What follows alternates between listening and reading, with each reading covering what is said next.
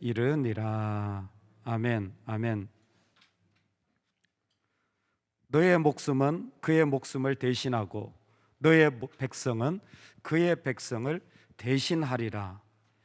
하나님이 베나닷을 살려준 아합에게 하시는 말씀은 분명히 헤렘하라고 하였는데, 진멸하라고 하였는데, 살려둔 아합을 향하여 너의 목숨이 네가 살려준 베나닷의 목숨을 대신할 것이라는 것입니다.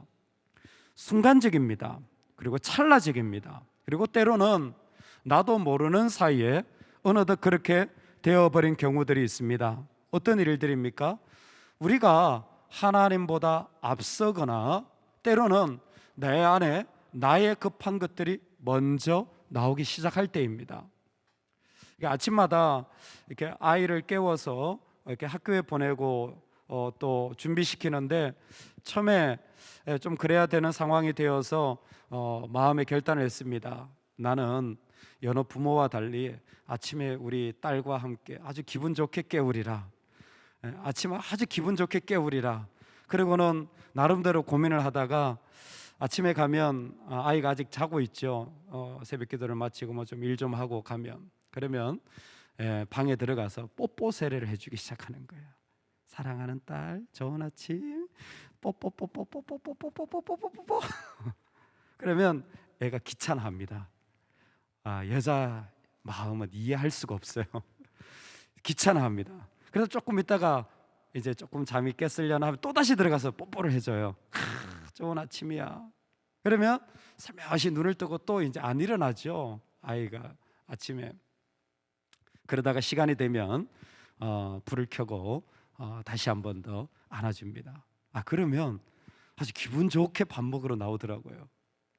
그런데 얼마 전인가 문득 깨달은 거예요.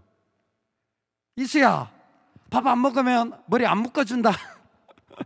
밥 안 먹으면 옷 안 입힌다. 소리를 지르기 시작하는 거예요. 왜요? 제가 급해서. 제가 급해가지고 빨리 가야 되는데 아침에 빈둥거리니까 할 수 있는 모든 압박과 그리고 당근을 다 사용하는 거죠. 그러면서 깨달은 게 하나 있습니다. 생각되는 게, 전적으로 부모의 마음이 문제구나.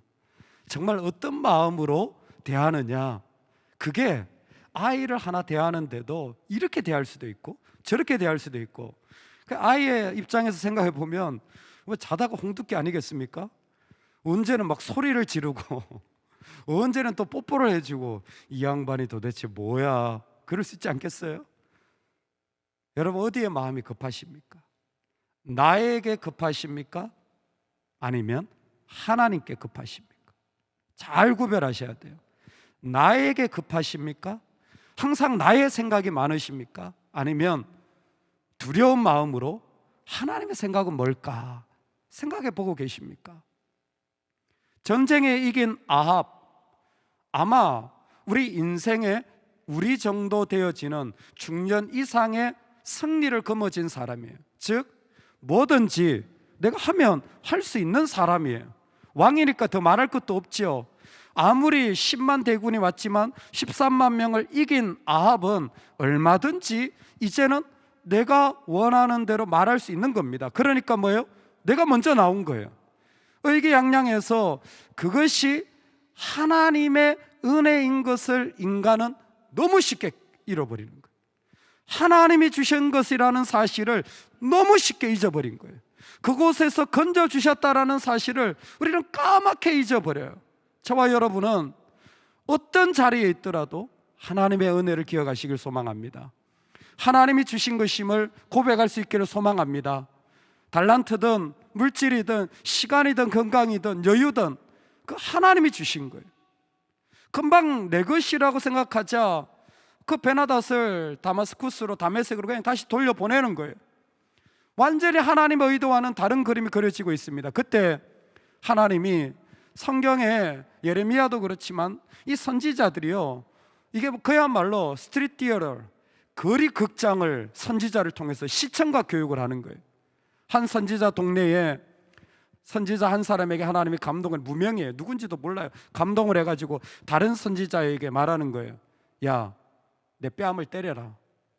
내가 왜 늘 때려? 하나님 말씀하시는데 때리란다. 그렇다고 때리냐?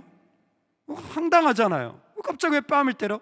안 때렸더니 바로 하나님의 진노가 임해서 사자에게 찢겨 죽는 거예요. 무서운 일들이 일어나는 거죠. 그래서 또 한 번 하나님의 감동이 임했습니다. 소문이 퍼졌어요. 그랬더니 한 선지자 그렇게 또 다른 선지자에게 날 때려라. 그랬더니 그 선지자는 죽도록 때리는 일이 있습니다. 이게 도대체 무슨 이야기입니까? 이게 무슨 이야기입니까? 그러더니 그 한 선지자가 이제는 타령한 병사로 무장하여서 길가에 가만히 앉아 있습니다. 그러다 아합 왕을 만났는데 아합 왕에게 가서 이야기해 주는 거죠.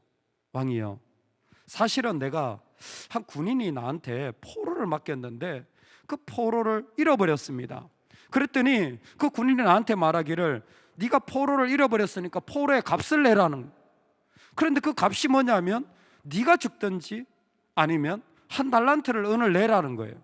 은 한 달란트는 100명의 노예를 살 수 있는 가격입니다. 어마어마한 돈이죠. 이거 너무 불합당하다라는 거예요. 아합이 들어도 무슨 그런 말을 하냐, 그렇게까지 어떻게 말할 수 있느냐. 하지만 네가 약속한 거니까 너는 값을 내야 된다. 2개 중에 네가 하나는 내야 된다. 근데 그 변장한 병사가 옷을 풀고 선지자임을 보여주는 거예요. 아합이 깨닫는 거죠. 이게 내 얘기구나. 할렐루야. 내 얘기구나. 내 얘기구나. 내가 그랬구나. 내가 하나님을 다 잊어버리고 하나님이 주신 은혜를 잊어버리고 이와 같이 살았구나. 여러분, 왜 선지자를 하나님이 감동해서 때리라는 일들을 말합니까? 왜 그 타령한 병사로 변장해가지고 왕에게 가서 이와 같은 그 탈영병의 이야기를 통해 값을 지불하는 이야기를 해주는 겁니까? 우리 인생에는요, 합리적이고 올바른 가치도 필요하지만 영적인 세계도 있습니다. 폭력을 왜 행합니까? 하지 말아야지. 그렇지 않아요?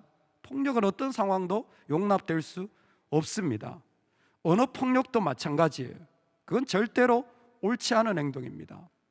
동시에 이런 포로의 값을, 생명값을 말도 안 되는 이런 정도로 지나치게 요구하는 것 역시 또 다른 경제적 폭력이요, 사회적 폭력입니다. 그런데 이건 단순히 폭력만의 문제가 아니에요. 우리 인생에는 영적인 세계가 있습니다. 즉 하나님의 세계가 있다라는 거예요. 여러분 믿으십니까? 여러분, 그게 우리 스토리인 거예요.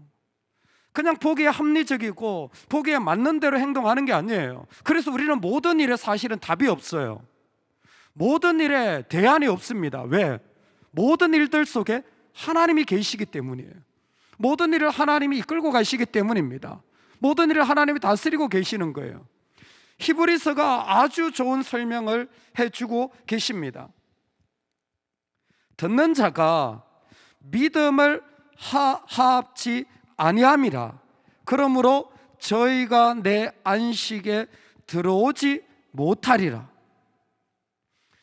하나님의 백성들이 있는데 어떤 사람들은 하나님의 자리에 들어가지 못한다라는 거예요. 왜요? 그 사람이 살아가는데 잘못 산 게 아니라 믿음을 넣지 않았다라는 거예요. 믿음으로 보지 않으면, 믿음을 플러스하지 않으면, 믿음으로 화합하지 않으면 그 사람은 뭐예요? 하나님의 안식에 들어갈 수 없다라는 거예요. 우리의 영적인 세계, 하나님의 다스림을 인정한다라는 게 뭡니까? 여러분, 그 사람의 자질을 보는 겁니까? 그 사람의 지금을 보는 겁니까? 아니요. 우리에게는 내 믿음을 그곳에 넣는 겁니다. 할렐루야. 내 믿음을 그곳에 넣는 거예요. 지금은 보기에 아무것도 아닌 것처럼 보이고 실망스러워도 믿음을 넣으면 그 자리를 통해서 하나님이 이루어 가시는 것이 우리의 인생이라는 것입니다. 오늘 주님이 우리에게 말씀하시는 거예요. 너는 뭐가 급하니? 뭐가 먼저 나오니? 너는 뭐를 먼저 따라가니? 아합은 전쟁의 승리를 통하여서 이제 하나님 앞에 자기의 믿음을 넣는 자리를 완전히 잃어버리고 자기를 따라가기 시작했어요.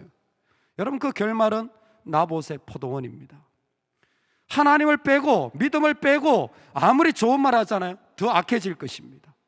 더 하나님 없는 사람으로 나아가요. 결국 한 영혼을 죽이고도 아무렇지도 않게 살아가는 너무나 어려움의 자리에 빠지는 거예요. 그러나 예수 그리스도는 죄악 가운데 있는 자에게 하나님의 사랑을 심은 것입니다. 믿음을 심은 것이, 그 심은 사랑으로 우리는 여기까지 올 수 있었던 것입니다. 사실 돌아보면 하나님의 은혜가 어디 있느냐 말하지만 내가 하나님의 은혜의 증거 아닙니까? 하나님의 은혜의 증거가 여기 있잖아요. 그 죄인을 살려서 여기까지 인도하신 게 은혜 아닙니까? 어떤 일이 좀 되고 안 되고, 그것도 어려운 일일 수 있죠. 그런데 하나님의 은혜가 여기 있잖아요. 이만큼 세우신 것이 은혜가 아니라면 뭐입니까? 그러니까 진짜 헤렘을 배워야 될 때예요. 헤렘은 진멸뿐만이 아니라 하나님께 올려드리는 것이라고 했습니다. 정말 은혜밖에 없는 나를 하나님께 올려드리는 자리가 지금이 되기를 주의 이름으로 축원합니다. 여러분, 그래서 우리 마음이 급해야 돼요. 뭐에? 하나님께 급해야 돼요.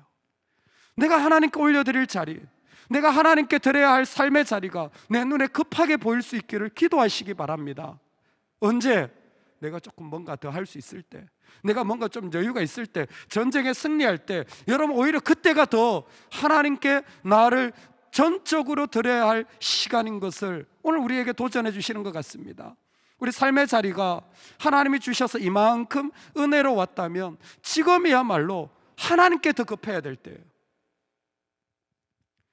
인간은 자기 뜻대로 되지 않으면 분노한다고 합니다.